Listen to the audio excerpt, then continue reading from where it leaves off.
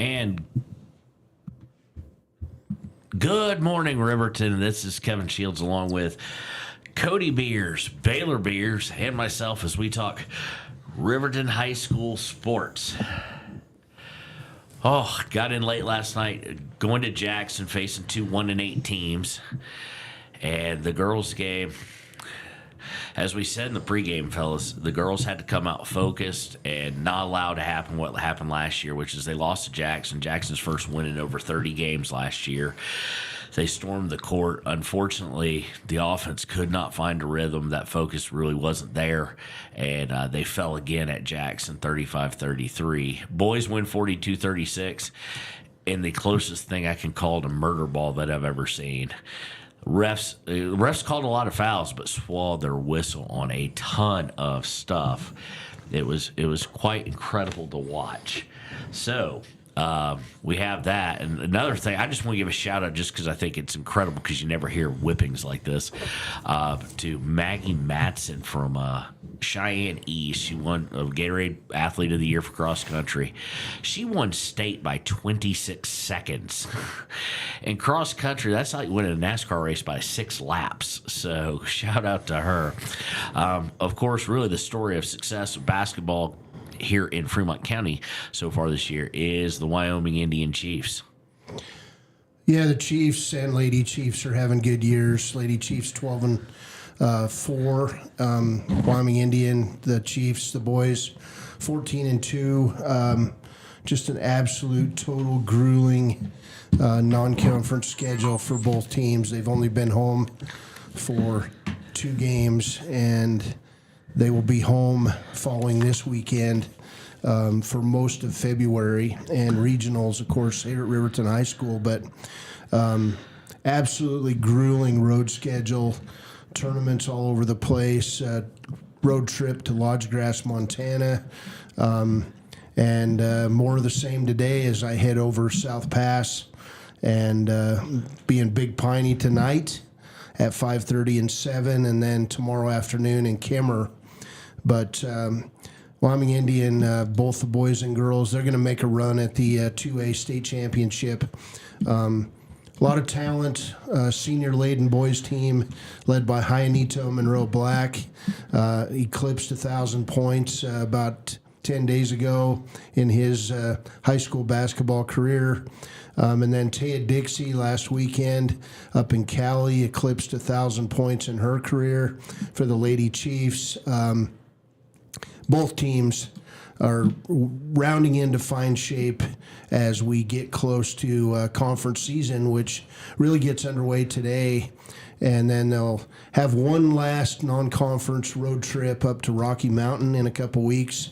But for the most part, they'll be home regionals, and that's good news because, one, the fans want to see the Chiefs play out at Alfred Redmond Senior Gymnasium, but two, man, we all need a break. We've been burning up the road, and thankfully we haven't had many slick roads to drive on this winter. So, but Cordell Spoonhunter's back for the Chiefs, and it showed his leadership last weekend in Worland as he was able to play in the final 3 games of that tournament.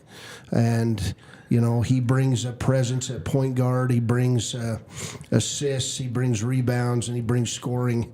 Of course, the Chiefs playing without senior point guard Parlene Ferris, who's injured. But this Wyoming Indian team can go as far as they want this season. And it's a senior-laden bunch who won a state championship 2 years ago. So they're battle-tested, Kevin, and of course the Lady Chiefs, a lot of success. They're young, they're old, they've got freshmen playing, they've got seniors playing, but Coach Alita Moss will have them ready down the stretch. It's been a lot of fun, and, appreciate everyone who's been listening in. We've broken records all across the network this year with the amount of people viewing the YouTube broadcasts, and it's just been a really positive experience all the way around. Chiefs Nation is on board.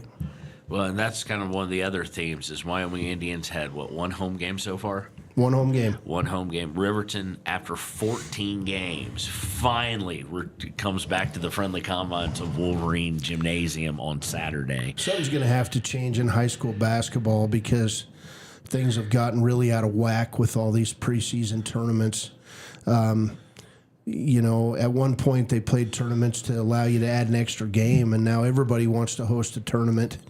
It's big money in your communities, but it's just absolutely insane for these high school students to have to go on the road every week. It was the loss of the Stranagan that really hurt this year. Of course, they've got roughly 8 teams committed.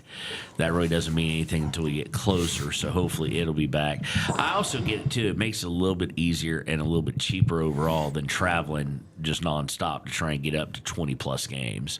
So I get that. It's just weird that the seniors at Riverton will get like 5-6 home games, and they didn't get one until late January. It's the only one in January because we turn right around on Tuesday because we take Ronthon weekend off, obviously, because the athletes help and all the staff that's required of it. We go to Evanston on a random Tuesday and play like at 6 and 7:30. So I'm not coming back from Evanston Tuesday night. I'll be back on Wednesday. But Baylor, you haven't had to make quite as many trips with us, but you've made some. So what's going on?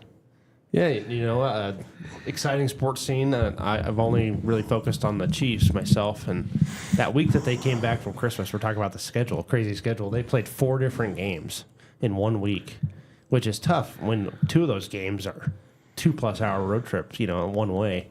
One of them to Montana, and then just 5 hours. Yeah, that one was 5 hours. So it's kind of a weird schedule these days. Obviously, got to work around the holidays, obviously, but. Yeah, that winter sports schedule is weird, and I kind of feel for these kids because when I was a senior, I was a swimmer. I didn't play basketball, but we only had 1 home meet, and it was at the very end of the season. So we traveled every weekend, and so I feel for these kids for sure. They do some of this weird stuff, and I get it. It's all those ADs have to balance to the penny kind of type thing. It used to be, which was easier on us, was, we'd play Jackson and Star Valley. We'd play Jackson on a Friday night at Jackson, go to Star Valley, play them fairly early, but it's Star Valley, so you still weren't getting home till 9 o'clock at night, but still, in one trip, was talking with the bus driver last night, he's like, that was so much easier than doing 2 trips, because not only is it 2 pretty long distance trips, but you're also flirting with Togety Pass weather twice instead of once. But yesterday it felt like springtime on Togety Pass. The roads perfectly clear.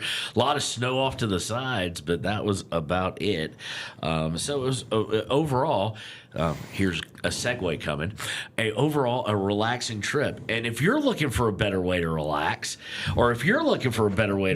especially after a long Wyoming day, stop by Porter's Mountain View Supply and year-round enjoyment. Whether you want a place to unwind, ease sore muscles, or spend time with family and friends, their team will help you find the hot tub that fits your space and lifestyle. They also carry everything you need to keep your hot tub running smoothly. That includes chemicals and water care products, filters, covers, steps, and replacement parts, along with accessories that make ownership easier and more enjoyable. Porter's Mountain View Supply is known for friendly, knowledgeable service. They take the time to answer your questions and help you understand proper care and maintenance so you feel confident long after your purchase. You'll find them at Porter's Mountain View Supply on 750 East Sunset Drive here in Riverton. I need a hot tub. Yeah. Well, you know what? You can go to Porter's, all right, and you can find one. So, I start thinking, a lot of talk, especially now that Indiana beat Miami. Sorry, Baylor. Well, I picked. You're the U. Yeah. Ending on a Carson Beck interception. Color me shocked. They're talking about like the old Sears Trophy and stuff like that, for that. And I started thinking, what team would probably get that so far this academic year? They look at all academic excellence. I think it's actually not even really close. Wyoming Indian, really good at basketball. Football, Riverton football, really good. Certain other sports, Lander Valley's having themselves a year athletically. Football improved. Volleyball was kind of the only letdown they've had, and that's partially because they came in number 2 in the preseason and just fell completely. But basketball doing well, both girls and boys playing pretty well. They have had them, of course, having a signee at Wisconsin. Addie Rounds just signed to play soccer at Northeast. We've had a lot of those, and we'll get into the Riverton signings in just a second. But Lander Valley's having itself a school year athletically. Yeah, Lander does a good job with their athletic programs, and they've got good participation in the community. That's one of the keys. Everybody is behind the kids in Lander, and competing in all sports in Class 3A helps. But yeah, they've got great kids. They've got a really good track program, cross country program. Of course, goes without saying what a dynasty they have in swimming. Things are looking up for them in football. They do a great job over there. It's tougher in some areas when your allegiances are split a little bit. Riverton happened to be in 4A in some sports and 3A in football. It's a little more disjointed, but you're going to get me on the soapbox. Lander does a great job. They do. They're well coached. They have good academics in Lander. They do a good job. And I'm sorry, the whole plan, like Riverton plays, what all do they play at 4A? They play basketball, they play soccer, and I think wrestling's 4A too, isn't it? Swimming's 4A. Okay. I've never seen that before. I've lived in 7 other states, never seen that. It's basically just on the population of school. If you're 3A, you're 3A. If you're 6A, you're 6A. And this jumping back and forth, and you're right, it causes a little bit. 3 years ago, to me, Riverton girls soccer had a chance to run at state after Kami Paskett's freshman year. They returned a lot. They returned a lot around her that could score, and then they jumped to 4A. And they made it state. I mean, they had a good season, but it's not what kind of they could have been. And that's just weird to me, is that you play certain sports at other levels and you don't play other sports at other levels. It's a foreign concept to much of the country. It's unique, really, seemingly, at least in Wyoming, maybe Idaho, Montana too, I don't know, but it's very unique. Makes a lot of sense in football because it's a numbers game in football. But when I grew up in this state, Riverton played against Cheyenne. Riverton played against Casper. You were all in that big conference, and occasionally the small school would compete. Cody had a lot of success back then, winning the big state championships. But it's difficult when you're going to school that has like 2,000 kids. It is. It's very difficult for a team like Riverton to compete. Back then, Cheyenne only had 2 high schools, Central and East, and you'd go play a school that had those 2,000 students. You get caught in the numbers game, and so football, I believe, because you're competing against like-sized high schools, and the rest of the sports, you could compete at the highest level. You could. Yeah. And, the one that made it famous, of course, from the movie Hoosiers about Indiana State basketball, where they had no classifications for basketball. Every team was in it. They got rid of it. They got rid of it in the 90s because they realized, Hickory versus South Bend ain't going to happen very often. Probably not at all. You're not going to take a school of 46 kids and beat a school of South Bend when they got rid of it, had 3,500. Yeah, it's a once in a generation. There's a reason why Gene Hackman and people sign up to do movies like that because it's a great story. My favorite player in that movie was Ollie, of course. The kid who with the old school underhanded free throws, Rick Barry style free throws. Yeah. So we did have some signings this week. We want to give shout outs to Addison Alley. An absolute hurdle star for the Riverton Wolverines, has signed on to attend Weber State University. There she'll be coached by a former Olympic trials winner, and that's kind of her goal when I got to talk to her this week, is to make a run at going for the Olympics. Maddie Wildcat also signed with cross country and track and field. She is going to Haskell University over in Kansas.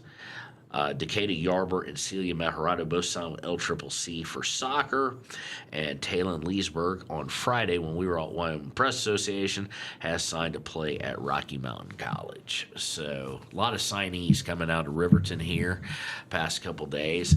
And so exciting there, and I'm sure we'll get more. I'm sure we'll see some Wyoming Indian basketball players signing here in not too distant future. Well, some success at the college level. Jaden Ferris is studying for a master's degree now at Adams State in Colorado, and she scored 14 points the other night for Adams State in a game. She's a sharpshooting guard, and very proud of Jaden Ferris and everything she's been able to accomplish.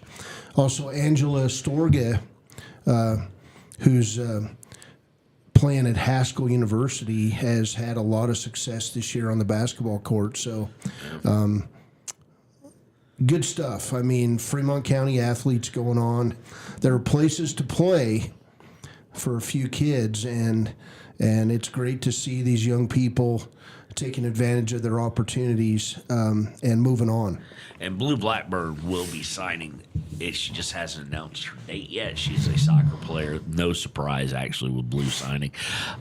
She'll be signing in the coming weeks as she's made her college decision. She's one heck of a soccer player for the Lady Tigers, so she'll be signing as well. Of course, that adds on at least at Riverton to Lexi Taylor, of course, signing on South Dakota School of Mines. And that's one of those, she wasn't just recruited for her athletic ability, she was recruited for her academic prowess. Mm-hmm. So congratulations to her and all the rest of the signees, even ones we're forgetting. Going to take a look at the rankings real quick, because I know coaches love that when we do it. In basketball, there were actually two unanimous on the girls' side, unanimous ones, and that was Cody, no surprise, at 3A. They should still be playing at 4A, in my opinion. And Cheyenne East, kind of no shock there, because they are the premier, used to be the premier 4As. The only ranked team in our coverage area in girls is Wyoming Indian, who currently sits at number 3 behind Sundance and Bighorn. Yeah, the Lady Chiefs are, they don't pay too much attention to the rankings now, but, it'll be about regional tournament time that they're about. They want to get that number 1 seed coming out of regionals. And, of course, on the boys' side, a few more. Of course, a classic that was played in Ethity. You can't wait for the next matchup when the next matchup comes at a different venue. Of course, 1 and 2, Wyoming Indian and Thermopolis, and they put on a game that showed why they were number 1 and number 2. On paper, I thought Wyoming Indian would I don't want to say handle them, but would be a little bit better because Thermopolis did lose a little bit more. But that game was just a classic. I think you told me that Thermopolis was going to win that game. No, I thought Wyoming Indian would win it. I think Thermopolis, if I was to pick a state champion right now, I might go with the Bobcats. And that's only because I think Travis Bomagin's kid is just, oh dear. He's just a different breed. And we're happy for Doc Bomagin. Just he worked with us for several years calling basketball, so we're happy for them. But 1 and 2, and rightfully there. I don't know, Cody. You've seen Bighorn. Is there a gap between Bighorn, Thermopolis, Wyoming Indian, or is it? Well, Bighorn always has the athletes, and of course they have that group of kids that played for a state football championship. They're big and physical. The Chiefs beat them by 6. The Chiefs beat Thermopolis in overtime by 3.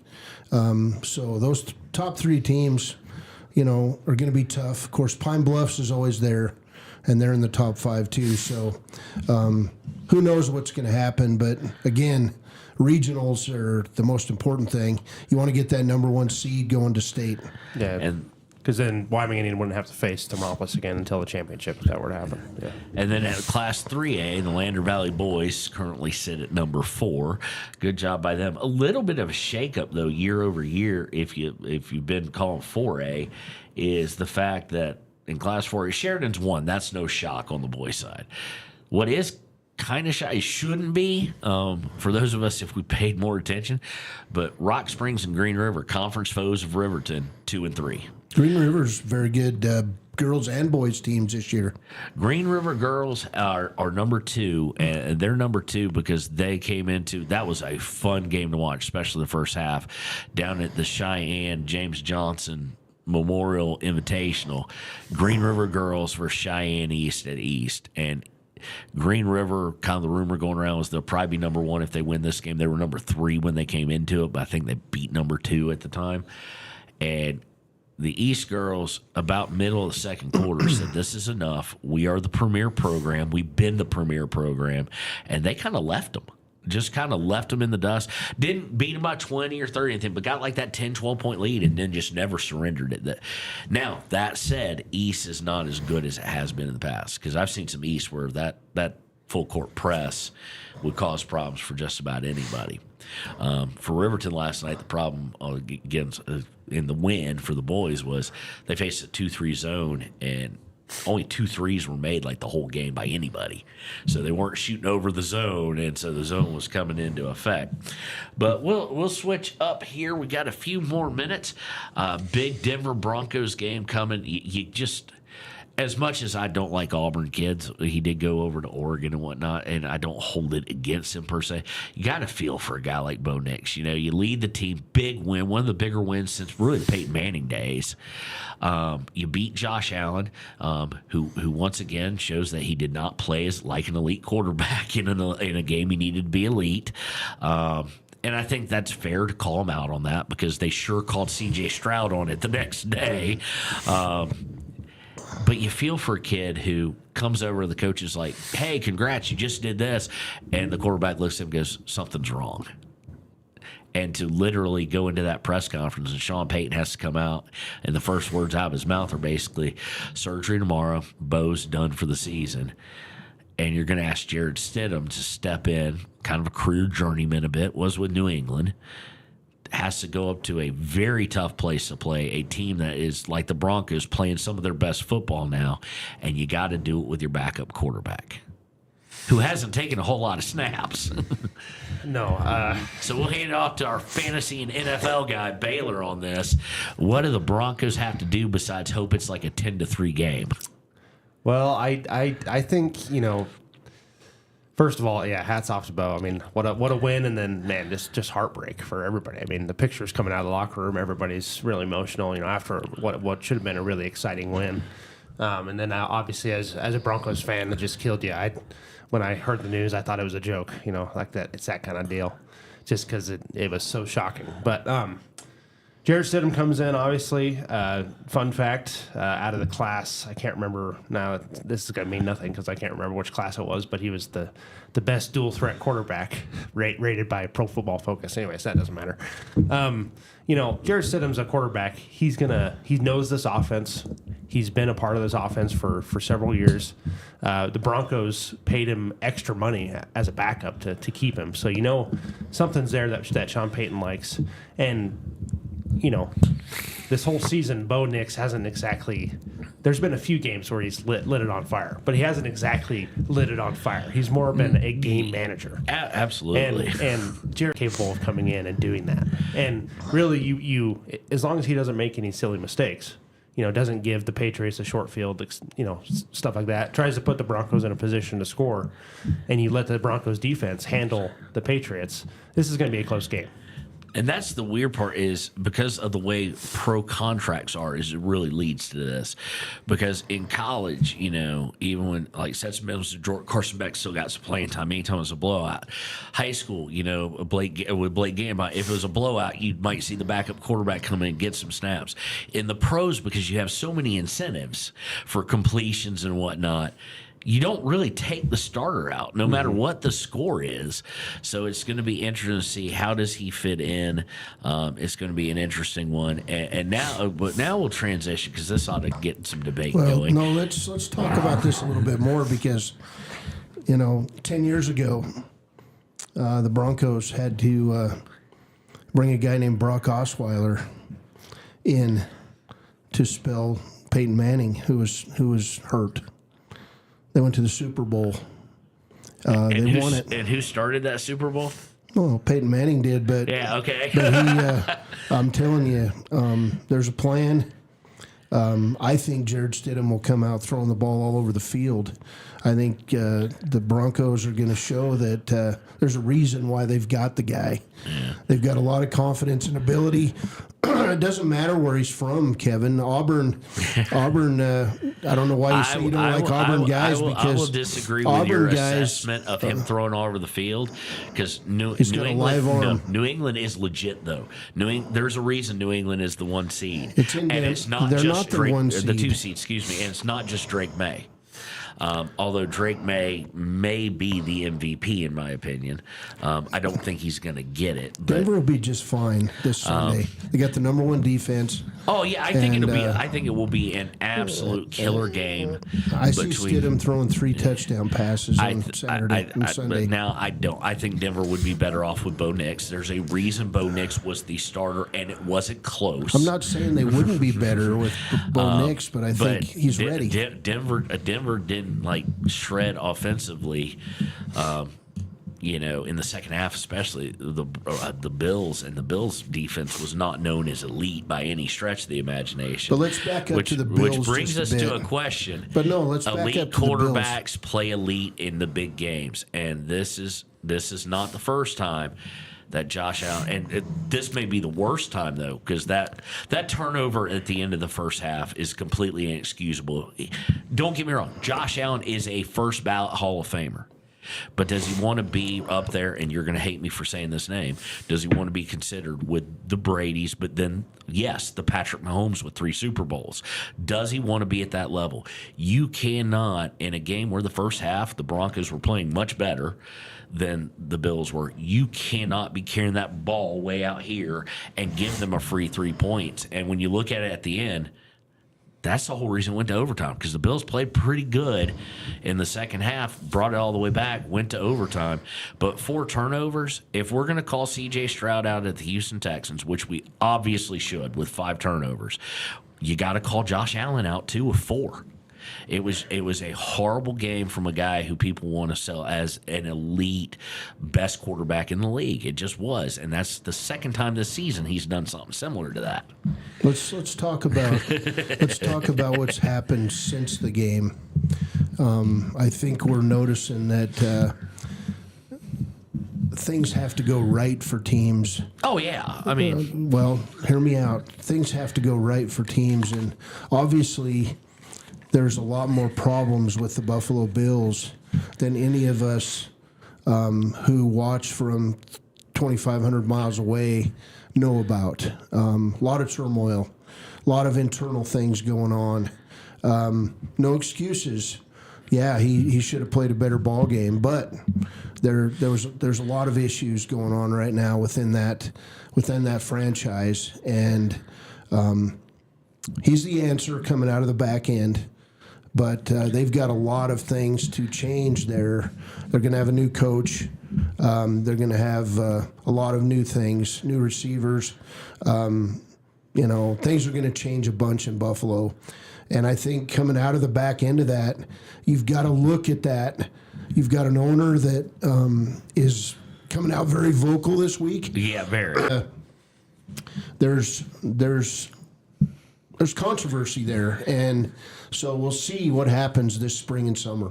There is, and because like most pro sports, they're going to let Josh Allen have a huge say in who the coach is. So there's going to be even more pressure on him because he's going to have a say. Time will tell. There's a lot of people saying Sean McDermott needed to go. There's a lot of people saying it was just a scapegoat type thing. Time will tell. The one thing that Buffalo fans feel, and they've kind of got some of the backing for it, is they're a bit cursed when it comes to playoffs, and they have been since the days of Thurman Thomas and Jim Kelly and things of that nature. One missed field goal against the Giants, and ever since then, it's just the playoffs have not been friendly. But next week we'll get into, as we'll have kind of a little more idea on the UW cuts and how that might affect athletics and things of that nature, or the moving of money depending on which political side side you look at. We will address that at some point. Let's just let them get a little bit closer and probably even into the budget session to figure out how that's going to shake out, because along with UW and certain other and tribal mental health and various other things of moving money or cutting money or stopping the flow of money, the Appropriations Committee and Gordon that we saw at Wyoming Press Association, this budget session is going to be a war. They've all said it. Governor Gordon might have threatened to take someone outside. So I want to thank Cody. I want to thank Baylor. They've got Cody, you've got games thermite and tomorrow, correct? Yep, the Chiefs. The Chiefs play tonight and tomorrow. Of course, that's on KWYW. Lander only plays tonight on KFCW. Thermopolis plays this weekend on KDNO, and Riverton first home game this weekend tomorrow night on KTAK. So for Baylor and Cody, this has been Kevin Shields. We'll see you next week on WyoToday Sports Live.